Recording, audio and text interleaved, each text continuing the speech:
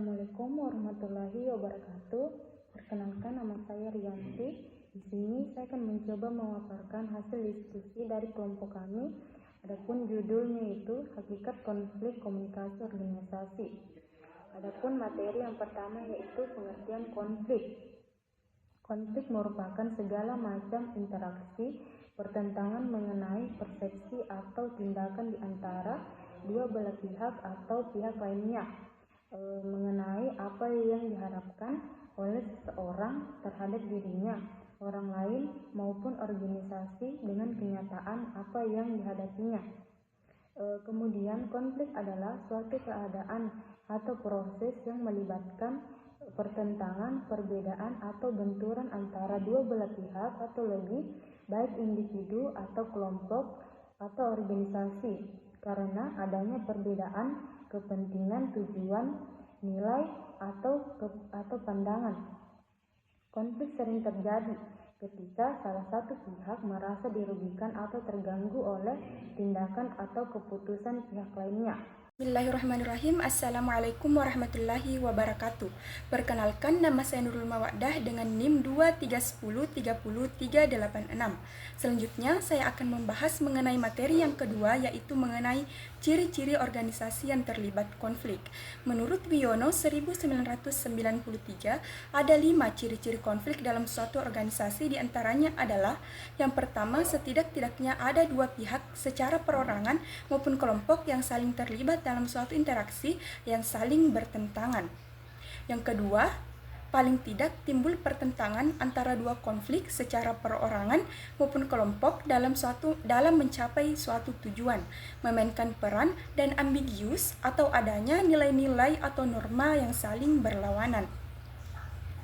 Yang ketiga, munculnya interaksi yang sering ditandai oleh adanya gejala-gejala perilaku yang direncanakan untuk saling meniadakan, mengurangi, dan menekankan terhadap pihak lain agar dapat memperoleh keuntungan, seperti diantaranya status, jabatan, tanggung jawab, pemenuhan berbagai macam kebutuhan fisik seperti sandang, pangan, materi, dan kesejahteraan, atau tunjangan-tunjangan tertentu seperti mobil, rumah, atau pemenuhan kebutuhan sosial psikologis seperti rasa aman, kepercayaan diri, kasih, penghargaan, dan akulturasi diri.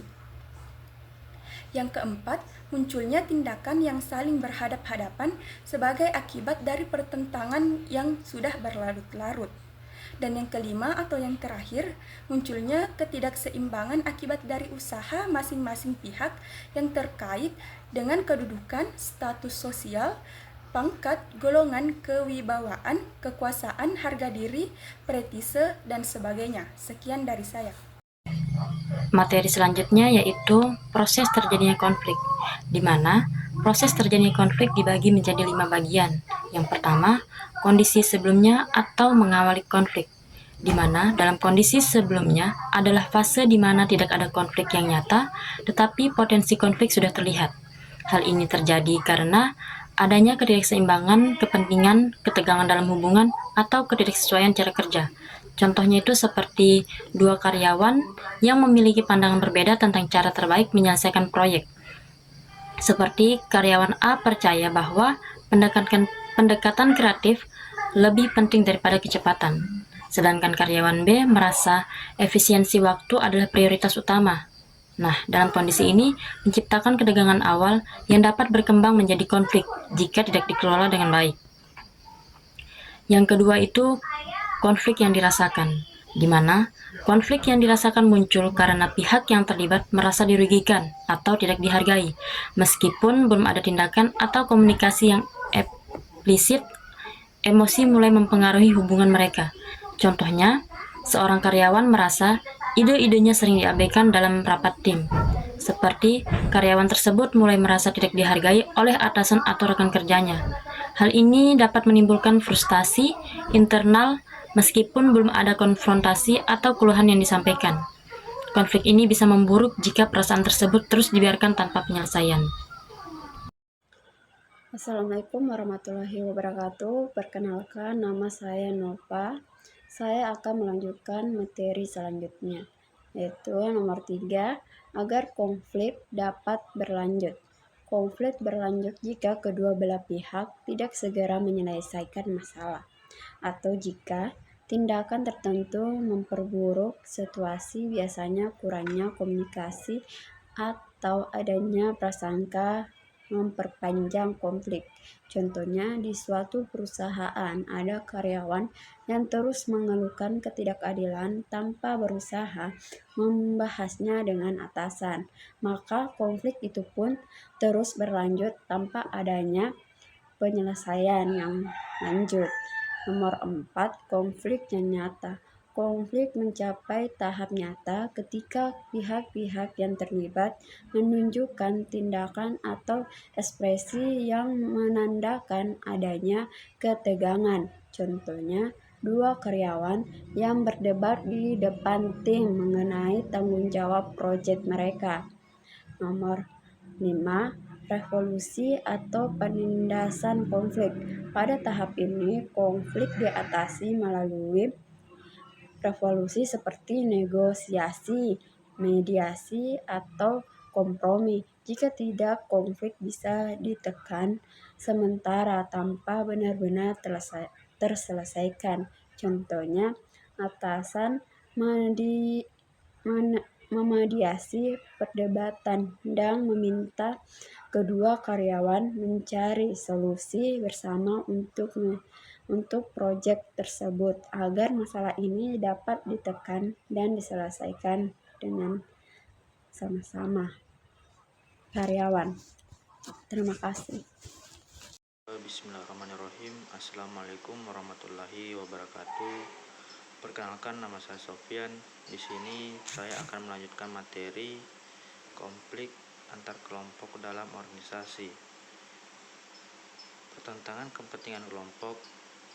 Bagaimana konflik antar organisasi? Adanya ketidaksesuaian antara kelompok dalam satu organisasi yang timbul karena adanya kenyataan bahwa mereka harus membagi sumber daya yang terbatas atau kegiatan kerja, karena kenyataan mereka bahwa mempunyai perbedaan tujuan, status, nilai, atau pendapat yang berbeda. Kemudian konflik ini biasanya terjadi ketika kedua kelompok tersebut sedang bertengkar dan bekerja untuk mencapai tujuan yang sama, sehingga menimbulkan konflik dan ketegangan antara kelompok.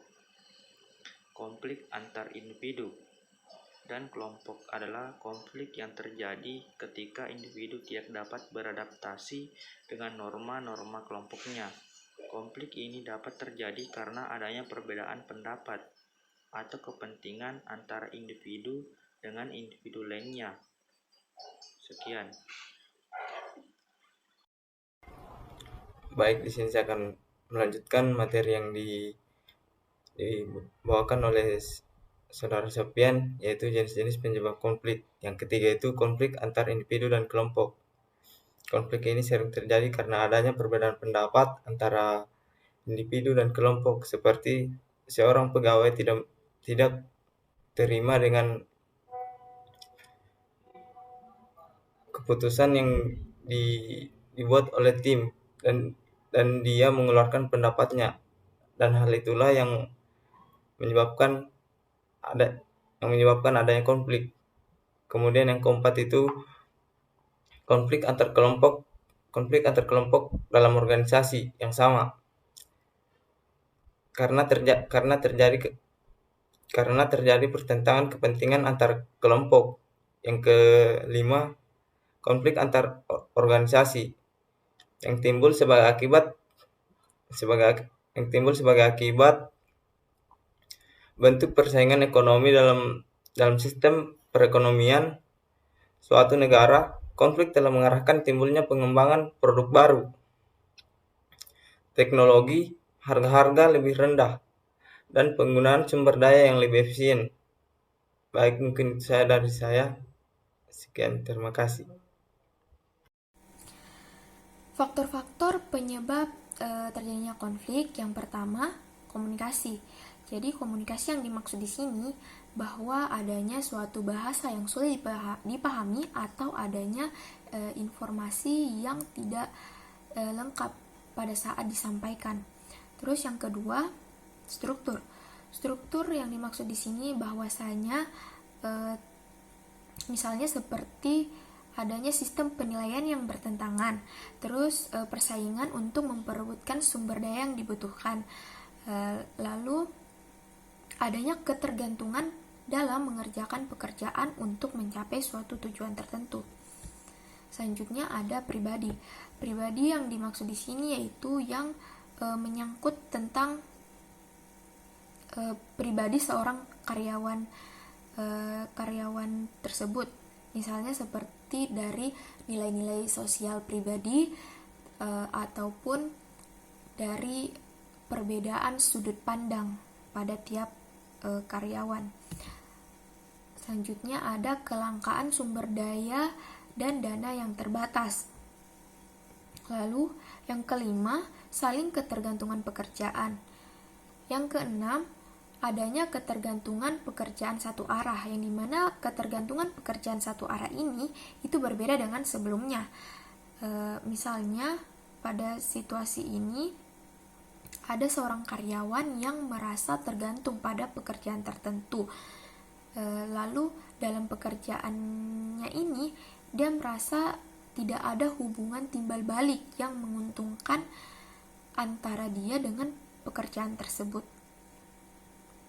Assalamualaikum warahmatullahi wabarakatuh. Perkenalkan, nama saya Anissa Fauzia, NIM 231030388. Baik, di sini saya akan menjelaskan adapun faktor-faktor penyebab konflik, yaitu ketujuh, ketidakjelasan tanggung jawab atau yurisdiksi dalam hal tertentu. Pada dasarnya orang memang tidak ingin bertanggung jawab terlebih mengenai hal-hal yang berakibat tidak atau kurang menguntungkan. Apabila hal ini menyangkut beberapa pihak dan masing-masing tidak mau bertanggung jawab, maka kejadian seperti ini dapat menimbulkan konflik. Kedelapan, ketidakterbukaan terhadap satu sama lain. Kesembilan, ketidak saling percaya antara satu orang dengan orang lain dalam organisasi. 10.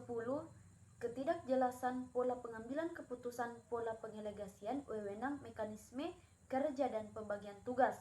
11. Kelompok pimpinan tidak responsif terhadap kebutuhan dan aspirasi para bawahannya. 12. Adanya asumsi bahwa dalam organisasi terdapat berbagai kepentingan yang diperkirakan tidak dapat atau sulit diselesaikan. Wassalamualaikum warahmatullahi wabarakatuh.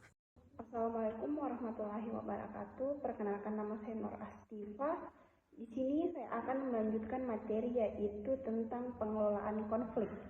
Adapun pengelolaan konflik adalah proses untuk menangani perbedaan atau pertentangan antara individu, kelompok, atau organisasi secara efektif agar menghasilkan solusi yang bermanfaat bagi semua pihak atau meminimalisir dampak negatifnya. Pengelolaan konflik terbagi menjadi tiga, yaitu yang pertama yaitu perencanaan manajemen konflik. Adalah proses sistematis untuk merancang strategi dan langkah-langkah guna mencegah, mengelola, dan menyelesaikan konflik secara efektif. Yang kedua yaitu pelaksanaan manajemen konflik. Adalah tahap di mana rencana yang telah disusun untuk mengatasi konflik yang pelaksanaan ini bertujuan untuk menyelesaikan konflik secara konstruktif dan menciptakan hubungan yang lebih baik antara pihak yang terlibat. Yang terakhir yaitu evaluasi manajemen konflik. Adalah proses menilai keberhasilan pendekatan atau strategi dan langkah-langkah yang digunakan untuk mengelola konflik. Evaluasi ini bertujuan untuk memastikan bahwa konflik telah diselesaikan dengan cara efektif, adil, dan berkelanjutan, serta untuk mengidentifikasi area yang dapat ditingkatkan di masa depan. Sekian dari saya. Billahi taufiq wal hidayah. Wassalamualaikum warahmatullahi wabarakatuh.